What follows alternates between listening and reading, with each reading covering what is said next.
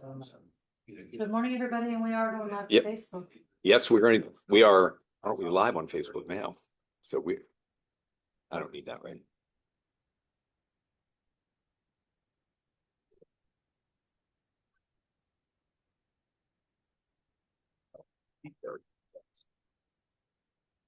All right.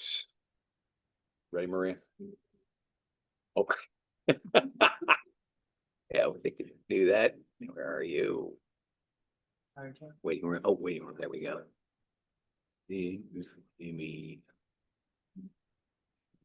Come on, Maria, there we are. There it is.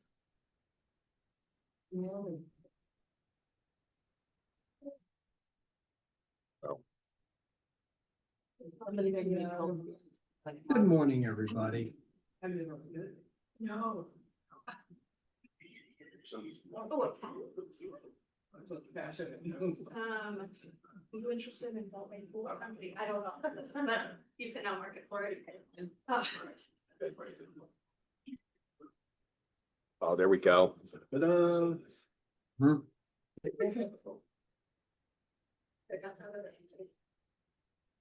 Awesome. Good morning. All right. Oh gosh, we're at 9:02.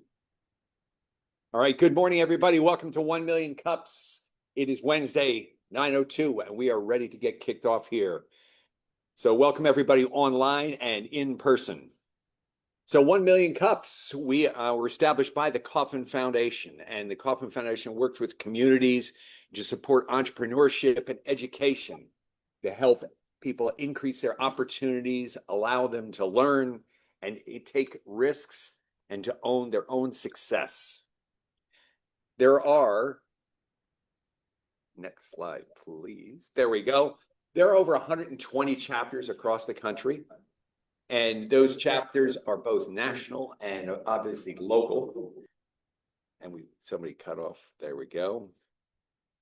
So we are established on 4 key pillars. Those pillars are that we're presentations, not pitches.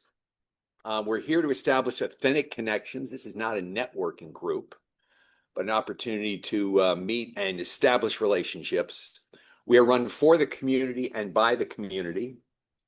And we are radically and intentionally inclusive. Excellent. There we go. All right. I think we've got some visitors here. So any visitors in the room, if you just come up here real quick and we'll have you introduce yourself. Any visitors? Yep. Come on up, Joe. Okay. And we'll also take a look for visitors online. Anybody see visitors online? And Joe, come around that way, Joe. All right. If you can. Here we go. Joe's going to come around the, yep. And let's see. So Azita, you want to introduce yourself? Good morning. This is Azita Langridi. I'm the Vice President, Branch Manager of Freedom Bank. We just started a new branch in Tyson Galleria area. Great. And how did you hear about us, Azita? I went to the Fairfax Community Center Chamber and then also Tyson's Chamber and find you guys. Wonderful. Wonderful. We're glad you're here. Thank you. All right. Next up, Joe. Hi, I'm Joe Jakevich, and after many years working on other people's startups, I decided it was time to try and start one of my own.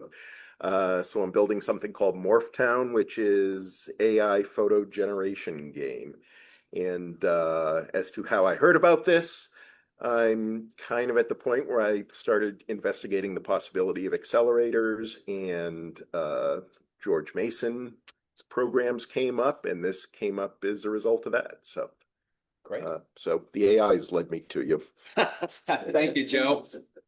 Well, thrilled you're here. Glad you made it in person. Anybody else to cover all our online people? All right.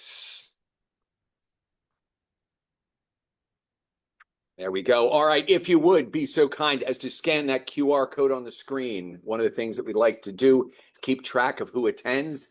This allows us to provide swag from national headquarters. And so, we're shooting for, our goal is to, keep a 30 people coming in consistently. And so we're making our way towards that. So anybody take advantage of that. That QR code will come up again. So you'll see that QR code again if you miss it. Sorry. I don't know, but I'm a newcomer, so. Oh. Do I show- Oh. I'm not sure. Yeah, I'll come back to you. Sorry about that. Yep, we'll come back and get you introduced. All right, so then there's that QR code to check in. This doesn't happen by accident.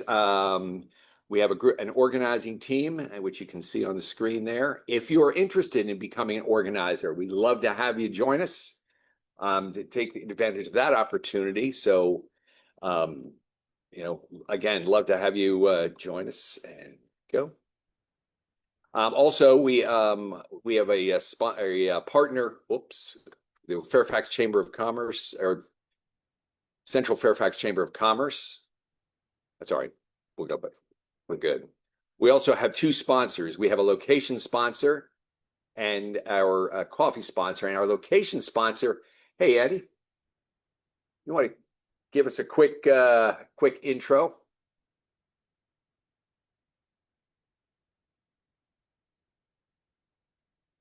Is checking in. Hey, good morning, everyone. Mason Enterprise Center Fairfax is a traditional business incubator. We work with you. We start with you wherever you are in the process of building your company and wrap resources and long-term relationships together to try to help you give your business the best chance of success. We're happy to have 1 Million Cups here today. We've been doing this together for now, probably going on 3 years, perhaps. And yeah, some of the companies that have come to us have come through 1 Million Cups, and so we're super happy about that. What we'd like to ask you guys to do is to start coming to some of our events at the incubator. And so you may or may not be on our distribution list. If you'd like to be, send me an email to ehill25@gmu.edu. We'd love to have you come to some of our educational events, but also some of the networking events that we do. We'll buy you lunch and we'll promise that you'll meet interesting people. Thank you. Great. Thank you, Eddie. We really appreciate the support. All right, next we've got Shine Interior Design, Maria, who's running our slides. It's multitasking. So Maria. Good morning, everybody. I am Maria Gatillon, and I am the mind behind Shine Interior Design. I'm a certified interior designer and interior architect, and I approach design differently than most. I am focused on neuroaesthetics, the science of how your brain responds to your spaces or your environment. Instead of just making spaces look beautiful, I create environments that actively support your nervous system, reduce stress, and improve focus. I use science-based principles like biophilic design and the circadian lighting, not because they're trendy, but because research shows they work with your biology. You get a design that is both beautiful and optimized for how you actually live. Thank you. Awesome. Thank you, Maria. All right. Let's see here. All right. All right. How our meetings work. All right. We are going to have Tiffany's going to give us a presentation. She's going to speak for about 10 minutes, after which time we'll have an opportunity to do Q&A. Please keep your mics muted and keep your mics muted. And of course, one of the things that we like to say here is that we are kind. So with that, I think we are good to go. All right. So we have Tiffany Hall is going to be presenting today. And I've got to make one quick administrative change here. There we go. All right. All right, Tiffany, take it away. Good morning, everyone. My name is Tiffany Hall. My business is built on a simple philosophy: real estate with purpose, service with grace. I help buyers and sellers cut through the noise of the real estate market by turning complex data into clear strategic decisions that in most cases build long-term wealth.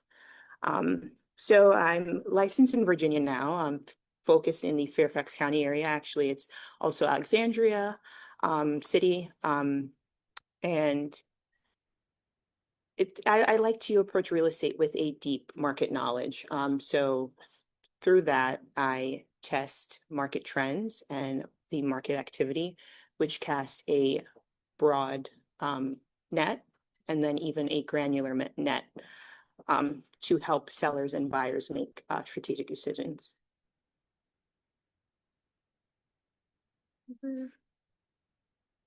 Click next. Do I just press the arrow? Oh, here, okay, got it. My challenge question: who is my target audience or client that would find my value most beneficial? Right. So I think based off of just my my one-liner in the beginning, it's kind of like, okay, that's a different approach, right? Most real estate agents are like, let's sell, sell, sell. My approach is let's educate, right? So my timeline. I started in New York City as an intern. There was a gentleman that at one of the brokerages that I interned at, he said, I want to buy your book. So he bought my book and I became licensed from there. When do you anticipate launching your business and being fully open? I'm open for business now. I'm here and ready to educate anyone on the data analytics to help them make great strategic financial decisions when it comes to buying or selling a home. When did you sell your first product or launching? In 2018, actually, on 1075 2nd Avenue in Murray Hill, New York City, in 60 days. Where do you operate? Northern Virginia is the pivot. My approach in New York, I had started at a boutique firm in Financial District. And then I made my way to Chelsea, New York, where I was by brokerage with Corcoran, previously owned by Barbara Corcoran, now managed by Pam Liebman. But that's where the Hall report started, right? Which is where I took complex data from the New York City real estate market, and I formulated a report. I did have to pull back because the New York City market was not so receptive.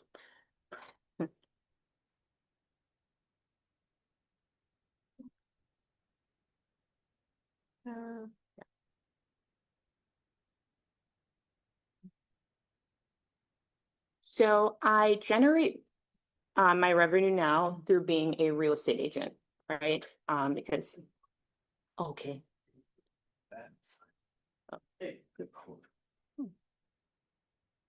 This one. What problem does my business solve? Lack of market understanding. People, they go into the market thinking it's just selling a home and buying a home. But if you could look at the complex data through market trends and market activity to understand your position in a large market, then I think that's where you're able to make decisive and confident decisions on how to approach a market, whether you're a seller or a buyer. I like to also get very granular. Right now, I'm running a test market audit of the McLean market. And you have the legacy side, the 22101 side, which is highly skewed by people who are kind of grandfathered into the neighborhood. And then you have the 22102 side, which is heavily skewed by Tyson's condo. So you have two completely different markets, right? So that's where kind of the value and the education comes in, right? I think I spoke to this already. I'm a realtor, so that's how I generate my commissions, by helping buyers and sellers. What do you offer? Data-driven market expertise, right? For buyers and for sellers, it's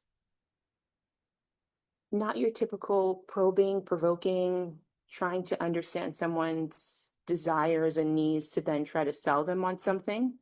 It's an education, right? I even get so granular where in most cases, if a liquidity gap, one sheeter needs to come into the picture, I will provide one. Who's your ideal client? This is my challenge. It's not someone emotional.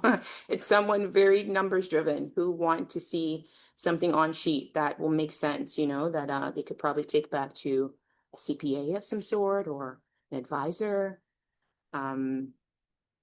What is your unique value what is the unique value do you provide? So data-driven methodology paired with asset market audits for both the sell and buy side. So let's say you're in a situation as a buyer where you've toured a select hand of homes and with me, and you're down to two.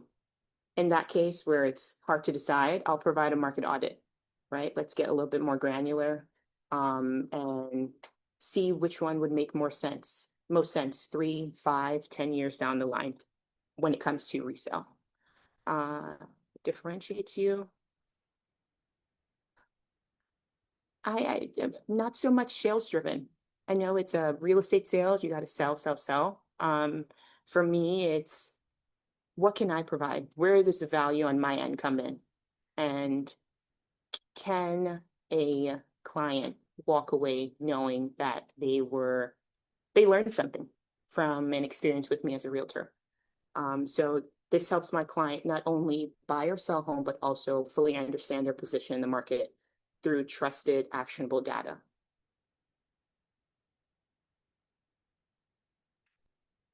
Your target audience, your ideal target audience or client. It would be sellers.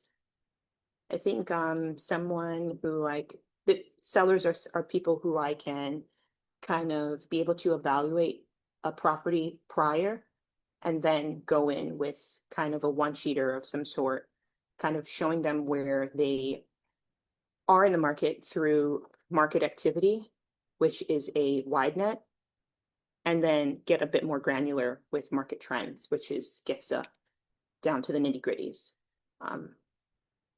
What companies or organizations could you benefit from with partnering? Definitely financial advisors, mortgage lenders, relocation services. I know a lot of people who probably are relocating to the Washington, D.C. metropolitan area. They're not so familiar with the market. And I think that's where my value would be able to come in. Right now, I'm using TikTok, Instagram, and LinkedIn. Property tours on TikTok and Instagram. LinkedIn is where I publish my hall report monthly. And I'm thinking about doing something quarterly, but right now I'm doing the monthly hall report on LinkedIn. Who are your competitors? So I am pretty niche. So I try not to view it from competition based, but I would say other real estate agents, particularly at Compass and Corcoran. With other real estate agents, I think my company compares by targeting sellers, not buyers, based on a data-driven approach to aid in decision making. With Compass is very tech-based. So I think my company compares by more of a high-touch analytic approach for sellers. And then with Corcoran, I told you guys I previously worked with Corcoran in New York City, and I remember how they did business then, but I think things have completely changed. That was pre-COVID. But for what I can speak to now, I would compare by personalized real estate experience. How might you leverage competitors to expand your business opportunities? That teaching them knowledge in a real estate market is the ultimate goal. You know, you're not just entering into a market to buy or sell a home. If I can offer a level of transparency and strategic outperformance that traditional agents can't match, then I'm able to kind of position myself, not as just listing a home, but as a strategic asset management partner.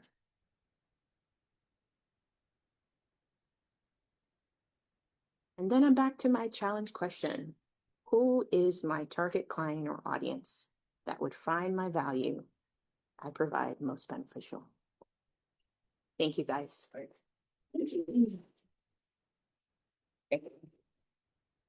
You get to stay right here. Okay. You get to stay on camera and I'll stay over here. So we're going to move into the Q&A portion of our, what are we calling this morning? Of our community event this morning. I've had half a cup of coffee, if no one can tell. And so now we're going to entertain ideas, brainstorm some thoughts for Tiffany as far as how she can better identify her target client. And in particular, I think, if I can clarify a little bit, in particular, how it would relate to the data tool that you're creating with the Hall report. Yeah. So if you will raise your hand, if you are joining us online, and we will call on you. If you are in the room, if you will line up next to this handsome gentleman in the purple pants, we can have you join us here in the room. And I'm going to put my glasses on because I can't see anything this morning. Tom, would you like to start us off? Sure. Tiffany, thanks for the presentation. Very interesting. I like your approach of really focusing on a lot of the data metrics. Since I'm in the data business, that's pretty good. And really kind of like, finding the right results for customers. My question, kind of based on your challenge question, is I'm thinking, you potentially have a unique opportunity here where you have experience in the New York City metro area for doing real estate. You've done a lot of data analysis on that. And there is a lot of folks in the New York City area that are migrating to the Northern Virginia area. So you may be able to kind of build out some, interesting personas about what would be ideal for people who are migrating down, to the DC metropolitan area. For a variety of reasons. So I would try to focus on that a little bit, not go 100% in, but try to find a couple of examples there, because I think you're going to see some really good potential, and you'll probably better understand the persona of your clientele, and probably better connect with them, right? Because in real estate, I think it's very important to connect with your customers and build that personal trust. Yeah. That's you, it. Tom. Sure. Belinda? Hey, Tiffany. Good morning.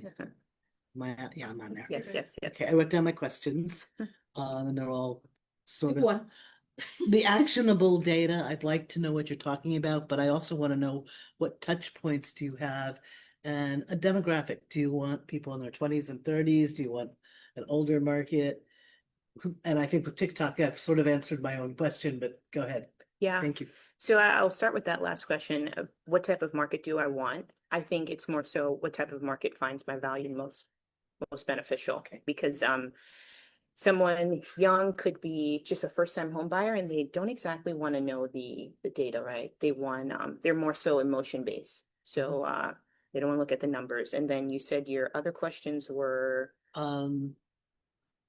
actionable data. You used that word, and I wanted to know what actionable data really consisted of. Yes, so it can range for both sides. As I mentioned before, the actionable data comes from market trends and market activity. Market trends is a micro analytic tool that kind of gets granular, and then the market trends, market activity is more so a wider net, a bigger net. So it gives you like a large range. For the sell side, I think some of the touch points could be helping a seller understand exactly who their buyer is based off their property through psychographics. So including the demographics of the community they're interested in, and all the other. Exactly. Yeah. I mean, the data's there, right? I use a Census Bureau website. There's several different websites, RPR. So yeah. Great. Thank you. Thank you. James, would you like to go next, please? I would. Good morning, Tiffany. Hi. I am slightly confused, but hopefully you can fix that for me. So it seems to me what I'm trying to understand is what you're doing. What does it actually buy me as a buyer or a seller? That's kind of my first thing. Like why would I care? Is kind of, because that's what your ideal client's thinking, right? Like that's someone who's going to care about this. So from a standpoint of these actionable things, I'm trying to understand why I would care about the psychographics of someone who's buying my property, because what I'm relying on is you, the real estate person, to make sure that I'm getting the best deal possible for my home, right? I mean, that's why we hire real estate people. So how does what you do at this front end really help me at kind of the back end? Yeah. So what I do at the front end is through the data, it'll help me know exactly how to approach the market for you. So let's say in a seller case scenario, you don't want your home sitting on the market. Oh, did it go? Oh, there you are. You don't want your home sitting on the market, right? So what is the clearest path forward where we can avoid your listing becoming stale and things of those sorts? So it's understanding the market you're in, understanding your buyer through psychographics, right? Because that'll help us then determine exactly who to market to and how to market. Okay, I'm going to circle back later on and let someone else come. I think what you have is two different businesses. Okay. And I think what you're trying to do is to roll it into one thing, but I think what you've got is two different businesses. But we can circle back on that later. Okay. Thank you, James. Joe? Sure. Hi, Joe. Hi.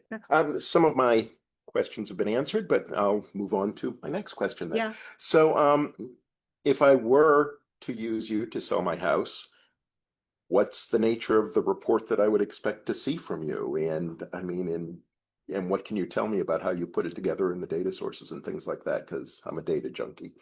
Yes. So I would first evaluate the neighborhood you're in. And then I would break it down into different zip codes because different zip codes are performing different in different neighborhoods. Based off of that zip code, I would then I would determine the pricing of the home. Pricing of the home then helps me figure out exactly what type of buyer you may have. Right now we're seeing buyers new first-time home buyers are purchasing within the 800 to 850 range. And then we kind of am able to game plan from there. Okay. If that answers your question. Sorry, a lot of information just kind of flooded my brain and I was trying to No. Yeah.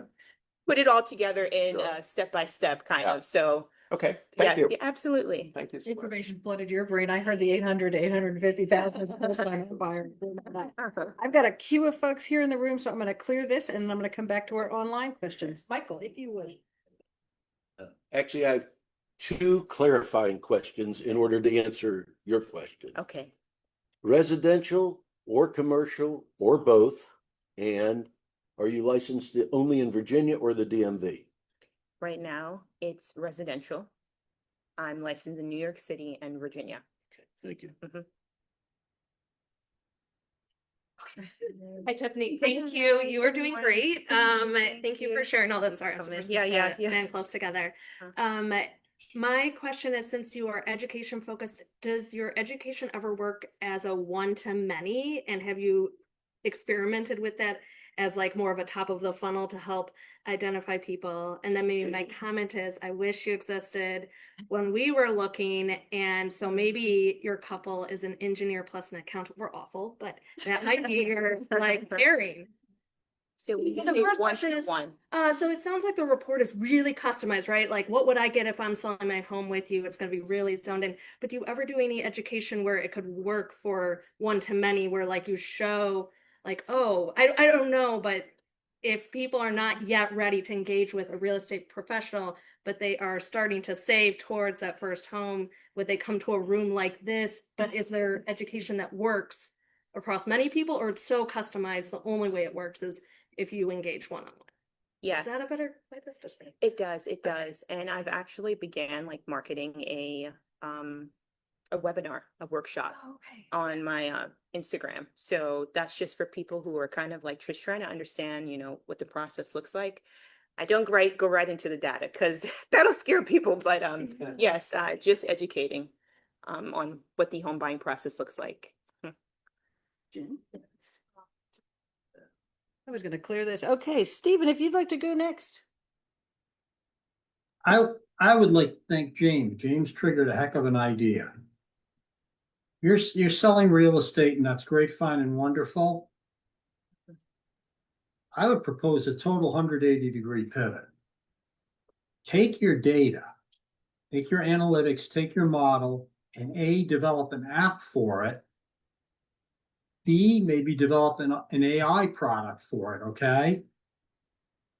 Then go to the National Association of Realtors and see if they'll endorse it and market it for you. Yeah, you're gonna have to pay them a royalty. That will get you out there. And within about 3 or 4 years, in my opinion, Zillow or Realtor.com or whoever will just acquire you and buy you out, and you'll have a fantastic life. I mean, being a real estate agent is Perfect great, world. fun, and wonderful, and there are a lot of them who do very well. But I think I'd like to take James's idea and run it in a whole completely different direction. Mhm. I Mhm. mean, I think he's really got something there. Okay. Yeah, I mean, I know you mentioned trying to do the AI. I actually do provide asset intelligence, which is helped through AI. That's not the main focus because I do believe in my product and what I'm able to offer on my own, but that is a backup definitely for sure.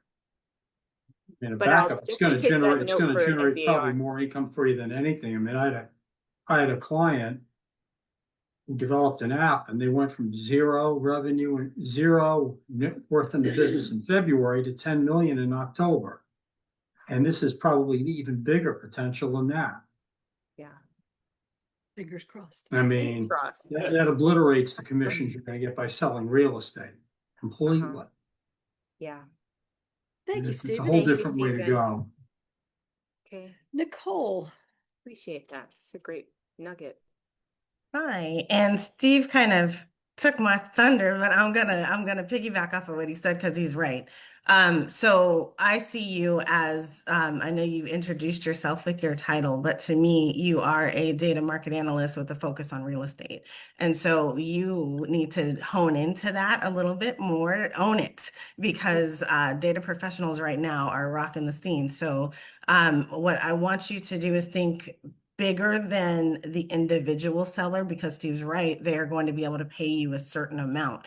But if you think about it from the higher level, like who can you go to? So not only do you have the Association of Real Estate Agents and Realtors, you also have title companies, you have the real estate agencies, you have brokerages. So those people are going to be able to pay you what you want and be able to take your data from a neighborhood level. So, and then, you know, if you're talking zip codes like you were earlier, or you're talking neighborhoods, you're going to be able to take that data and extrapolate it to their customers. And then you can do what I feel like your heart wants to do, which is work with the individual, right?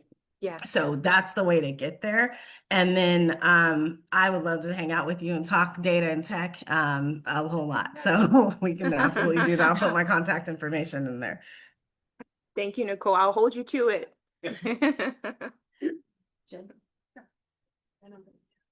Okay. Yes, don't get me. Hi, Hi, Jen. you're doing great. Thank you. I know there's lots of people in the room Hi. and on the screen. It can be a little Yeah. intimidating. You're doing fantastic. I'm going to build on Nicole, what she was saying. Title companies often will do webinars and talks for their realtors. Okay. So I would think about how do you package the data piece as a one-to-many, like Rose was saying. I think CPAs, financial planners, they also are looking for new customers. Okay. And I think Scott Alford mentioned in chat, women can be data driven, especially younger Gen Z women. And so if you went to a CPA firm or wealth management and said, hey, if you're trying to attract new clients, maybe you could do an event together. So I really like the one-to-many idea, but those are some specific examples of how you could do that. I do have a clarifying question. Okay. Would a realtor who looks for investment properties be a good collaborator with you or client for you? Or do you find they do that on their own? I think it would be a good collaboration, actually. I had spoken to the liquidity gap analysis that Yes. I'm able to offer in most cases. So I don't know. I mean, it shows you kind of your start and stop, Yeah. your long-term kind of projection as well. So I think there are definitely lots of people who are trying to get into real estate investment okay. on the residential side. So Yeah. I would pursue that. And I have a realtor in mind for you. Okay, We can talk. that would be great. Yep. Thank you. Please. Yes.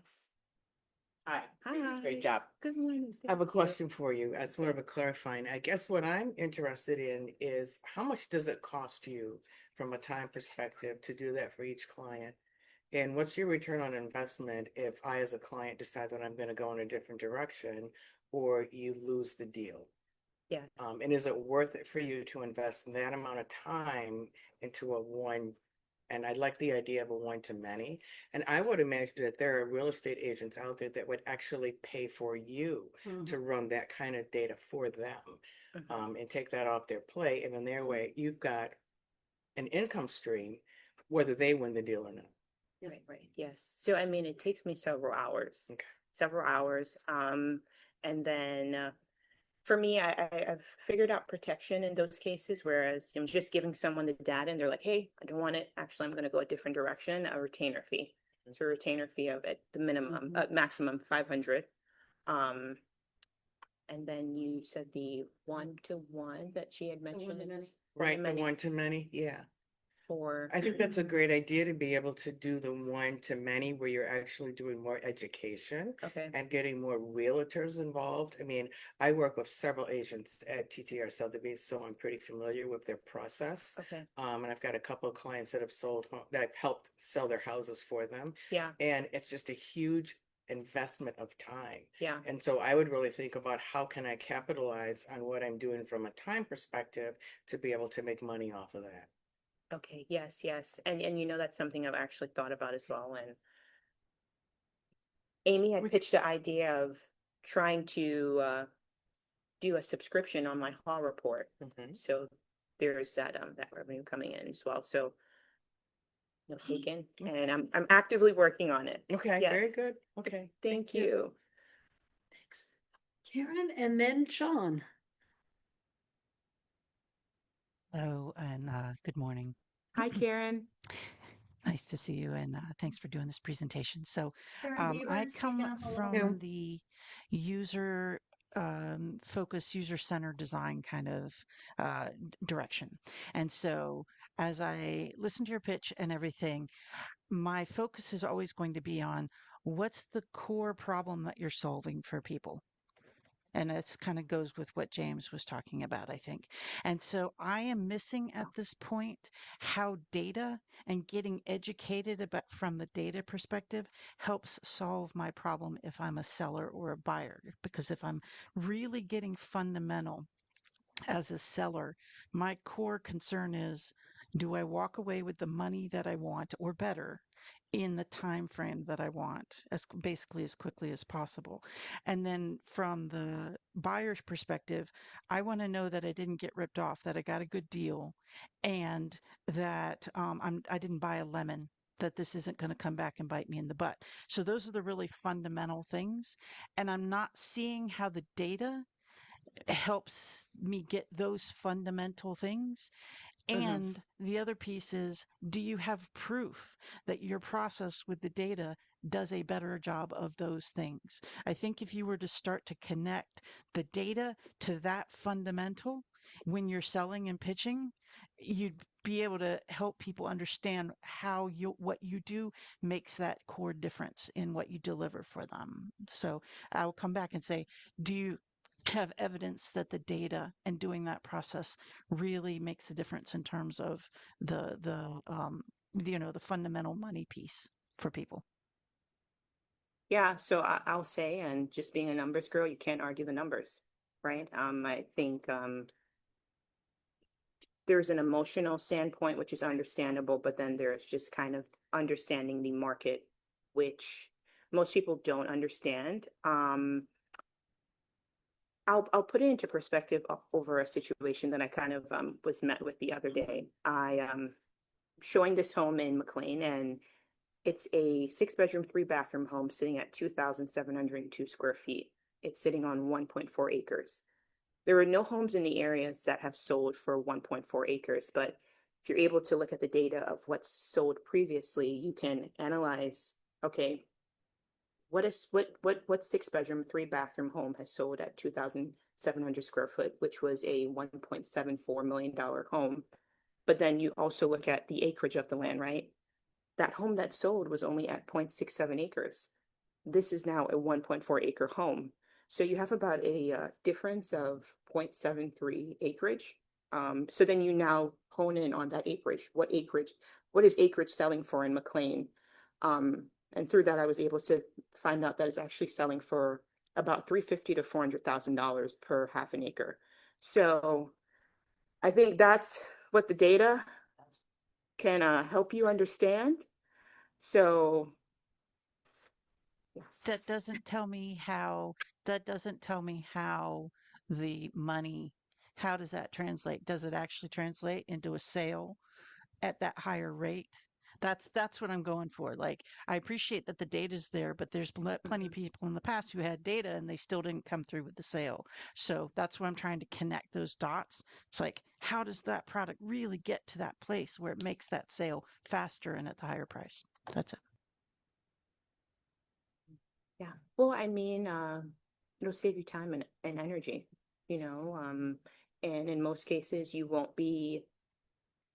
overpay for something and you won't be undersold because you know where the value of the property that you are selling or trying to buy lies at based off the market data.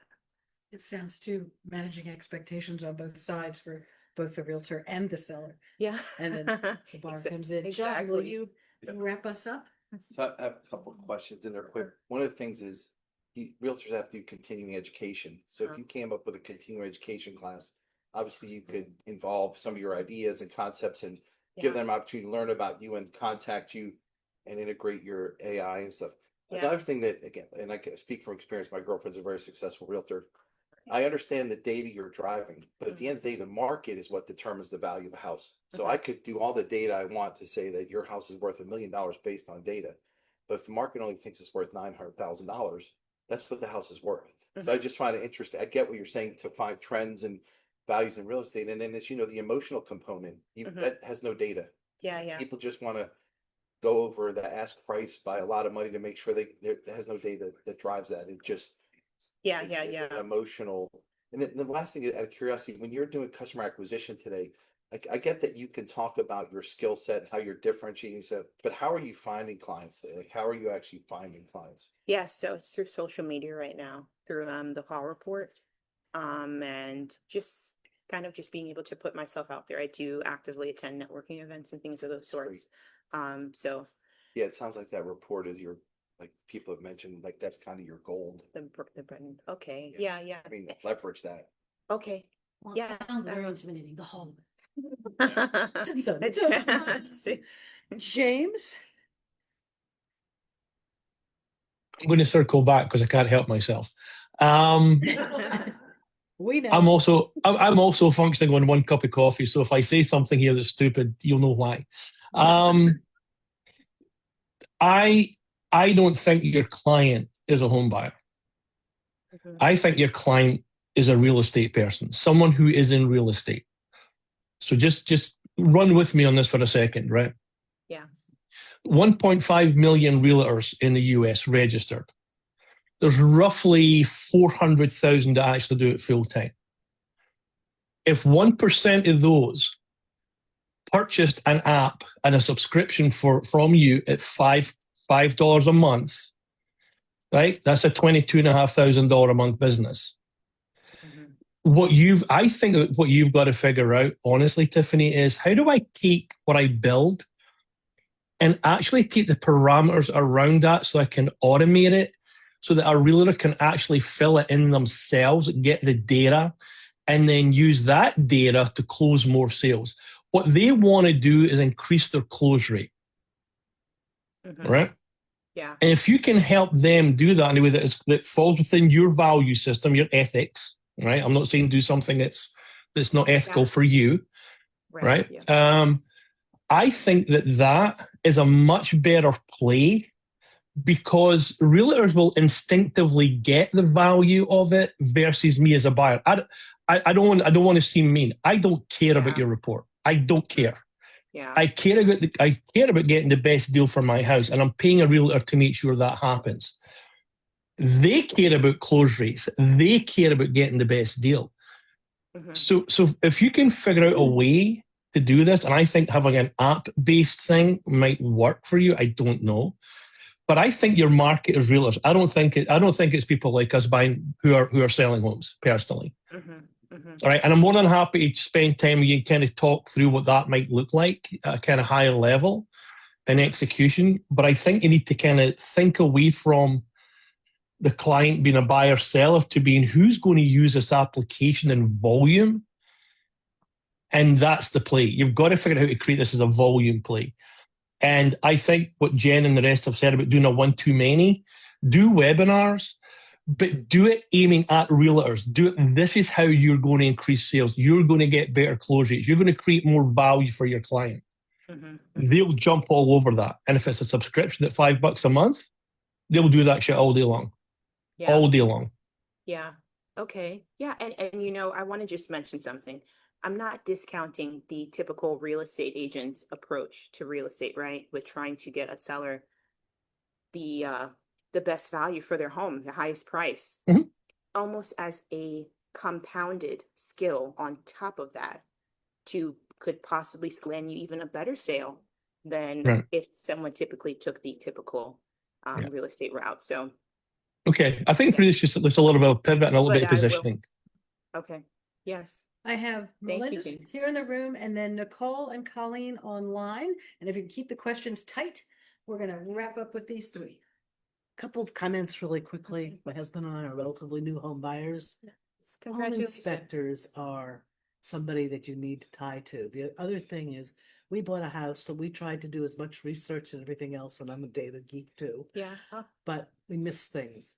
There was a lot of issues with our home. We put $125,000 into the water mitigation we had to do. Wow. On top of, and we did research. We didn't know there was rippling in the floors. The owner, pretended to fix it. You can pull a lot of this kind of stuff from the cities of what permits have been pulled, and that'll put you ahead of the curve, helping realtors. I mean, it's the best kept secret that the listing realtor doesn't talk about the problems. Yeah. And it's like, let's confuse the home buyer that they're getting a deal. So if there's a way you can preempt that and make the seller's realtor a hero, it makes a big difference. Okay. Yes. Thank you. Nicole? Sorry. Yes. So one more thing that I just wanted to say is what I feel like you've built is a property acquisition, intellectual property tool for property acquisition. So if you turn that word acquisition and you start focusing in on that, then again, some other folks have said you're in the commercial side of things. But what I just saw you do in real time is something that I think is a treasure, something that makes you a lethal weapon when it comes to actually being able to service markets. So recapping the data intelligence, connecting the dots and making it plain while retaining a clear face and a smile is 100% something that investors in the commercial side of the real estate agency absolutely need.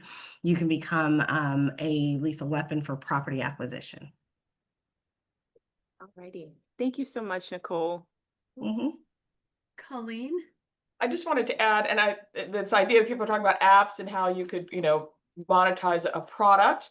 So my real estate agent, after just a few days of working with her, shipped me a hardcover book. And in that hardcover book was robust data analytics, a narrative explaining how she was arriving at her price point and her range. And that is a product that you could sell to realtors, that you can package up the data in a beautiful book. It has a lot of your educational pieces in it that you sort of bake in, and it spits out pretty quickly. And I also love the commercial real estate idea and banks and investment banks and multi-family properties. And that there's a product there that could be sold to banks. Sorry, throwing that one in on top of the others. Yes. Thanks, Colleen. Actually, the Hall report, it's mostly just real estate agents and associate brokers who are subscribed. So I think it kind of confirms what the nugget you just gave me to, market to them. Okay, John. You're it. Yeah, I had another thought. If you're driving data, the people that really want that data are the banks who are putting the money out and the appraisals. Because an appraiser obviously wants to make sure they're giving a fair appraisal. Obviously, the homeowners want to make sure, sellers and buyers, the agent. And the point is, if you're able to provide even more data to justify an appraisal, that to me is and the bank, they don't want to, put too much value on a home or, what I'm saying? Like, I think that's a client that maybe you haven't thought about that you could seriously, because they're going to pay you a fee, whether it's per transaction, a flat fee retainer to your services. I mean, you could really, because they want to know that. They want to know that. Yeah. That's a fact. I mean, Okay. that's Yeah. more than the home buyer, which is a single transaction. When the bank is putting their money on the line, and the house is worth $1 million on your data, and Yeah. they want a $1.5 million loan, of course they want to know, like, how do we justify the fact that we don't want to give you more money? Well, here's even more data that says homes just like, I know an appraiser will pull, the comps. Yeah. But it might be something for you. Do you know what the approach to the bank should be? Like how to approach it? Yeah, I would say, you don't want to have inaccurate or loans that don't match the property values. That's really what it comes down to. You don't want to be over lending, so your debt to equity on the property is above what let's say every loan, I know there's PMI and other things involved, but let's say every loan they want to have no less than whatever 20% equity in the property. Well, if a loan comes in, an application comes in, and your data says it's 30, it flags it right away. It says, pull that one, we need to look at it more. And potentially that person goes whatever, they don't pay their mortgage and it goes bankrupt, whatever. The bank, now they don't want it. So if you could help prevent that, it's huge. Okay. Yeah. Yeah. Nice. Thank you. All right, Tiffany, that wraps up this part. Thank you, Tiffany. Wait, Yes, okay. Hang out for 1 second because we have a final question for you. Okay. And that question is, what can our 1 Million Cups community help you with today? Wow. I think you guys have done enough for now. I mean, today was just amazing. I am this time here. I was met with so many different ideas, and I feel very driven, and I know a clear path forward now. So Great. Well, thank you. thank you. All right. So next week we have Sean Gregor from Capstone Tech. We'll be presenting next week. If you were thinking about maybe you want to present, would you want to present? Well, you saw what happened today. You can stress test ideas. You get some great feedback, and you got an immediate network expansion. So it's a great opportunity. If you're thinking about it, you can see down at the bottom, take advantage of that QR code to scan to apply to present if you're looking to do that. With that, there's some upcoming events. We like to keep this, opportunity. Oh, Jen. Yes, please, Jen.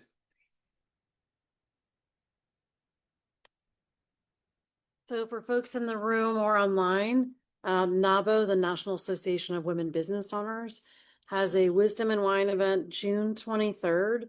We're inducting our new board, and we're celebrating the outgoing board, which I am on. And so if you want to come and meet other women and connect, guys are welcome.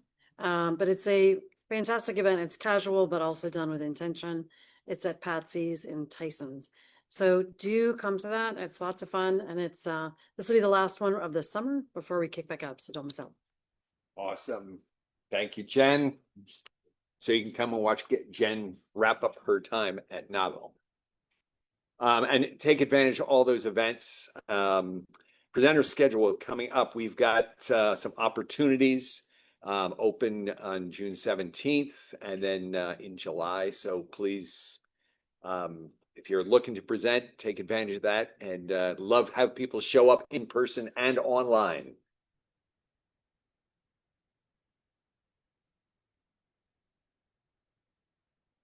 And with that, you can help us spread the word. Scan that QR code. All the links are in one place to take advantage of, to make sure that you can spread the word, through LinkedIn, Facebook, X, and YouTube. So take advantage of that QR code. And with that,